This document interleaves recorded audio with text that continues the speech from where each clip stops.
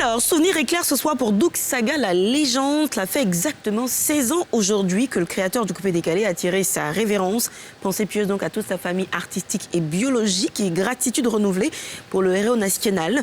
Toujours aussi présent dans nos cœurs et surtout sur nos dance floors sans aucune modération. Des pluies parfois très modérées, voilà ce à quoi s'attendre cette nuit sur les régions du sud-ouest, tandis que tout l'ensemble du territoire sera nuageux. Gros refroidissement en vue pour Maître Gims et sa maison de production qui se séparent. Indifférence Prod est aussi la maison de production de Dadju, son petit frère, et de bien d'autres grosses pointures. Gims annonce une séparation à l'amiable sur un tweet. En tout cas, on lui souhaite bonne chance pour la suite. Dur par conséquent, de se séparer d'avec les nuages demain en début de matinée sur l'ensemble du territoire national. On aura peut-être de l'ensoleillement en fin de matinée.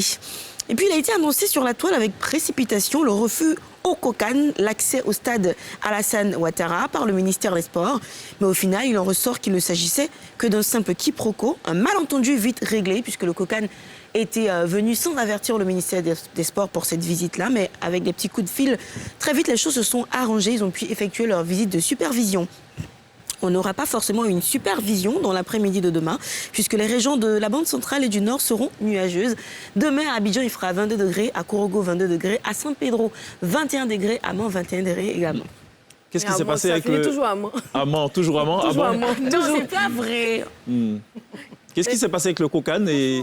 Alors j'ai eu un journaliste Sports. sportif, pas le ministère des Sports, mais un journaliste qui est très introduit, qui m'a expliqué qu'en fait, ils sont arrivés pour une visite, mais qu'ils n'avaient pas prévenu le ministère des Sports de cette visite-là.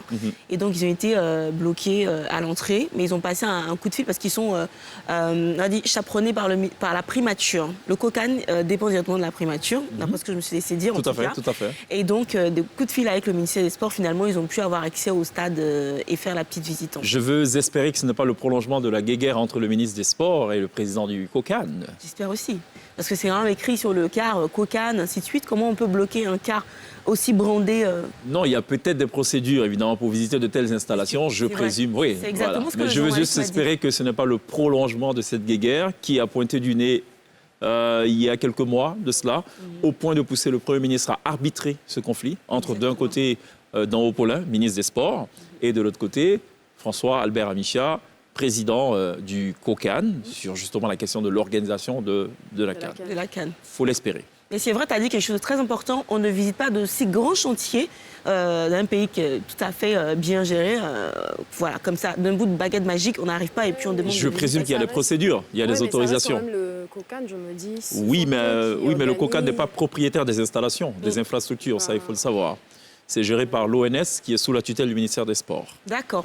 Bon. En fait, tout est bien qui finit bien. Espérons que ce n'est pas le prolongement. Dans tous les cas, on projette